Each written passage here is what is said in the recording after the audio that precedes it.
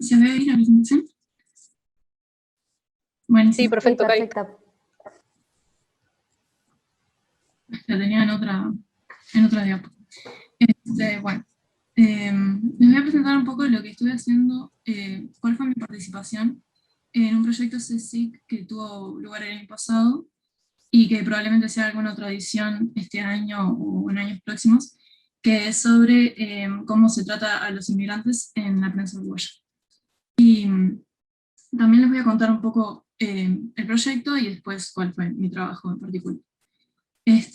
Primero que nada les hablo del observatorio, que es, el producto, ¿no?, de este proyecto CSIC, que es la creación de un sitio web que sea útil para investigadores de diversas disciplinas que se encuentran estudiando la movilidad humana en Uruguay y que, bueno, de ahí pueden recabar información sobre cómo la prensa lo trata. Tenemos un corpus de casi 1000 artículos de prensa que fueron publicados entre 2014 y 2018 por 5 medios de prensa uruguayos. En la página, bueno, cada uno puede hacer una búsqueda personalizada que le traiga la información que quiere recolectar, ¿no?, sobre esto. Entonces, por ejemplo, si quiero buscar cómo hablaron, cómo habló el país en sus cartas o editoriales sobre, por ejemplo, el plan de reasentamiento de los refugiados de Guantánamo, bueno, puedo hacer esa búsqueda en particular y lo que me va a traer es un montón de noticias que las voy a poder leer acá en los diversos links, voy a poder acceder a la noticia. Y el trabajo tuvo 3 partes. Primero se recolectaron los artículos, participaron los estudiantes de archivología, después los categorizamos nosotros, una compañera de lingüística que está por ahí, Natalie, y otro equipo también de antropología y de comunicación. Y finalmente sacamos algunos análisis bueno, ese cruzamiento de datos, ¿no?, tanto cualitativo como cuantitativo. Y bueno, a mí me interesó estudiar cómo a través de las metáforas se construye una imagen del inmigrante en Uruguay que es negativa y que tiende a la xenofobia y al establecimiento de una división entre nosotros y ellos. Y bueno, y acá el río de tinta, ¿no?, todo muy metafórico. Bueno, partimos de la base que es la misma para todas estas charlas de análisis del discurso que estuvimos teniendo, que es de que el conocimiento que tenemos del mundo parte de los discursos que escuchamos a diario, y bueno, y eso es una especie de ciclo en el que el conocimiento se comparte y se reproduce, que va cambiando nuestra visión del mundo, que contiene como un bagaje cultural, sociocultural, que ya como está definido en ese discurso. Y eso nos define como personas pertenecientes a la misma cultura y sociedad. El lenguaje es en sí mismo ideológico y a su vez afirman los investigadores de análisis críticos del discurso que es una herramienta de dominación y de perpetuación de las estructuras sociales de poder. Esto significa que pudo reproducir creencias a gran escala a través del discurso hegemónico, por ejemplo, que es el discurso de la prensa y el discurso de autoridades de todo tipo, y bueno, a través de un solo discurso puede llegar a un montón de personas de manera muy rápida y eficiente.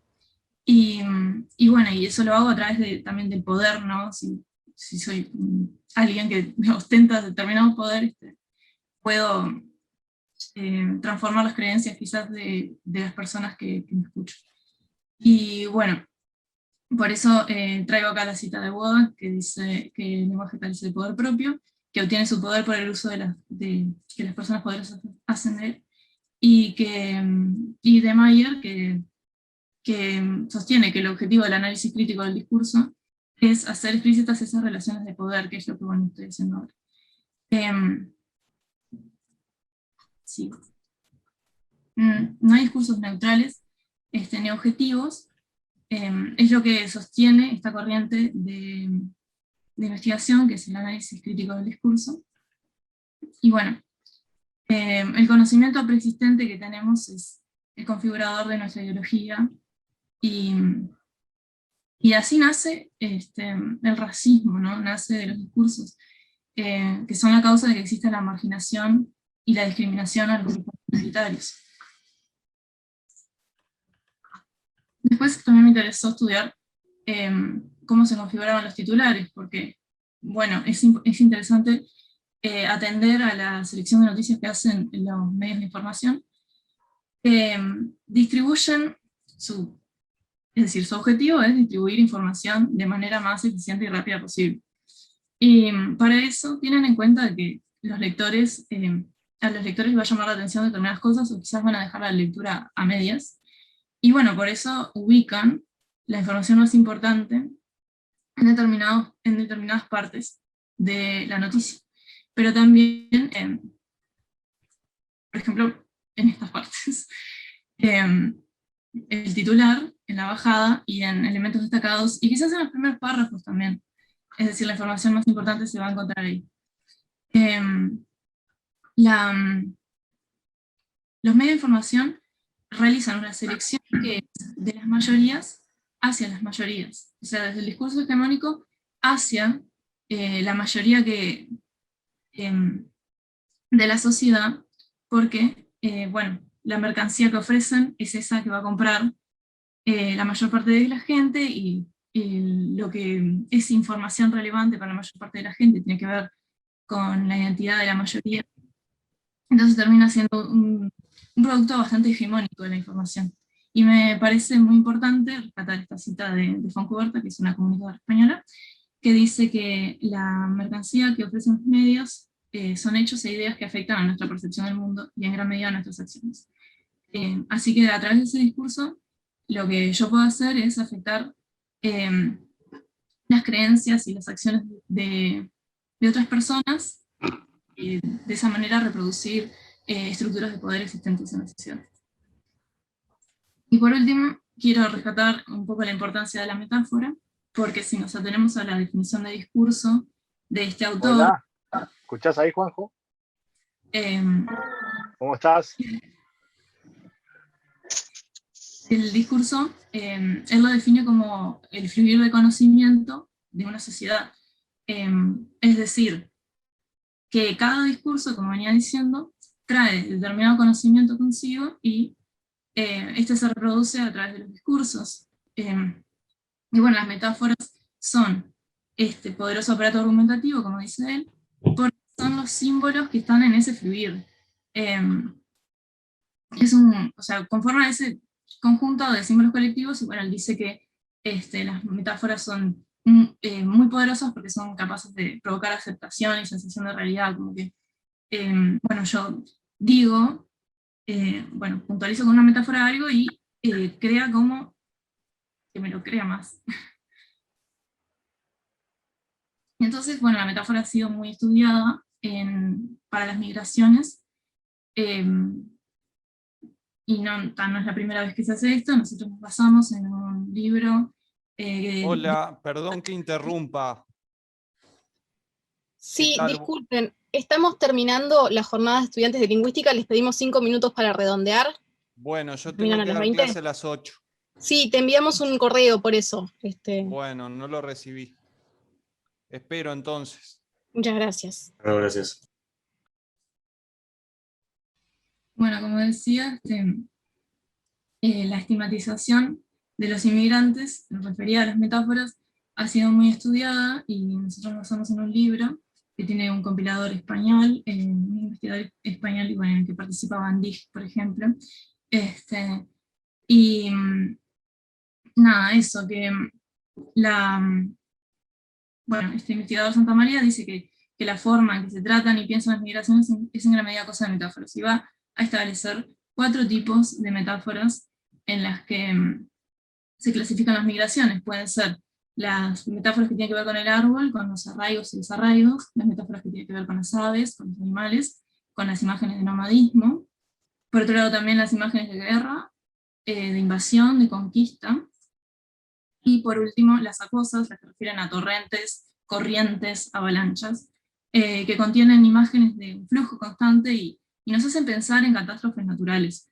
En estas imágenes se va a centrar en el trabajo, y además en las bélicas porque son las más reproducidas en los medios de prensa de acá, y además también son imágenes que invitan a mantenernos alerta ante un fenómeno que tiende al desorden y al descontrol. Que quizás son imágenes de alarmismo y de hipérbole, como bien dice Bandig. Y también, bueno, este trabajo se centró sobre todo en los inmigrantes latinoamericanos, porque son los que sobre todo los provenientes de Cuba, Venezuela y República Dominicana, desde hace algunos años han revertido el saldo negativo migratorio del Uruguay, que había sido la norma por muchos años antes, y bueno, este gran flujo, ¿no? Corriente de inmigrantes es lo que provoca un surgimiento mayor de noticias sobre ellos en este último periodo. Y bueno, voy a empezar con mi primer ejemplo, que este es uno de los titulares que más referencias tiene a catástrofes acuáticas para representar la migración, y que fue publicado por El País en 2018. Se llama La ola que sobrepasó el sistema. Me parece importante también destacar que aparte de la referencia al agua, está destacada en un cuerpo de letra mayor, y debajo la palabra sobrepasó, que es bueno, lo que hace el agua, destacada en otro color, como que dándole mucha más importancia gráfica también a la metáfora. En el titular se puede apreciar cómo los elementos relacionados al agua, estos están destacados, y se quiere llamar la atención sobre eso. Después, en otro lugar del titular, con letra más pequeña, encontramos la palabra aluvión, que dice: Cancillería amaneció con vallas para contener el aluvión de cubanos.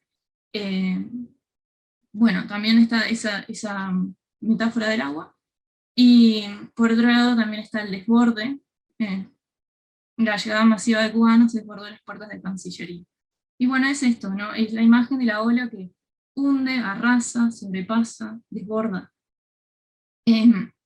La inmigración cubana en este titular está identificada con esos elementos, y lo que esto provoca es aquella mitigación de las cualidades negativas de nosotros, en división con las cualidades positivas, están también mitigadas de ellos, son cualidades negativas exacerbadas de ellos, del otro grupo. Entonces, bueno, acá sobre todo la parte de la corriente acuática queda como en primer lugar, y en realidad es esto, ¿no? Como de argumentar que son los no sé cuántos cubanos que llegaron acá y causaron todo este desborde, ¿no? En la Cancillería, y no es, la Cancillería uruguaya no pudo atender las demandas de los ciudadanos cubanos que llegaron a este país. Ahí hay como toda una retórica o sea, que se usa esto de la corriente para establecer la culpa en ellos, y capaz no responsabilizarnos tanto nosotros. Entonces, bueno, también, como decía, la torrente o la corriente dice Santa María, hace pensar en algo que, bueno, hay que tomar precauciones o incluso debería evitarse. Y por otro lado, también quería rescatar una noticia que subvierte quizás esa metáfora en un contexto negativo, diciendo que, bueno, que las corrientes migratorias refrescan el mercado laboral, como refrescar como algo positivo. Pero bueno, en realidad si miramos un poco más en este titular, lo que tenemos es que, bueno, se refuerza el estereotipo también de que los inmigrantes latinoamericanos vienen con más ganas de trabajar y más valores de trabajo, y en esa comparación siempre salen perdiendo los uruguayos, entonces es una constante división también entre nosotros y ellos, y a través de este titular y de muchos otros, se repite quizás esa idea muy repetida de vienen a robarnos el trabajo. Bueno. También quería detenerme un poquitito, si me da el tiempo, en este titular que tiene el sintagma inmigrantes ilegales, que bueno, también se cataloga como metáfora bélica, porque bueno, no hay personas ilegales, hay actos ilegales, y el pensar en el inmigrante como una persona ilegal también lo hace pensar hace que sea pensado como un invasor como alguien que no debería estar ahí. Y bueno, por último eso, ¿no? En el discurso de la prensa se suele situar la figura de la migración en un marco de conflicto con nosotros, que son de discriminación, de marginación. Y bueno, por último, quizás los emisores del discurso periodístico deberían responsabilizarse del poder que manejan y utilizarlo para la convivencia. Y bueno, les quería dejar acá la página en la que está mi artículo y otros análisis que hay muy interesantes sobre el tema. Así que los invito a chequearlo y por acá las referencias. Muchas gracias.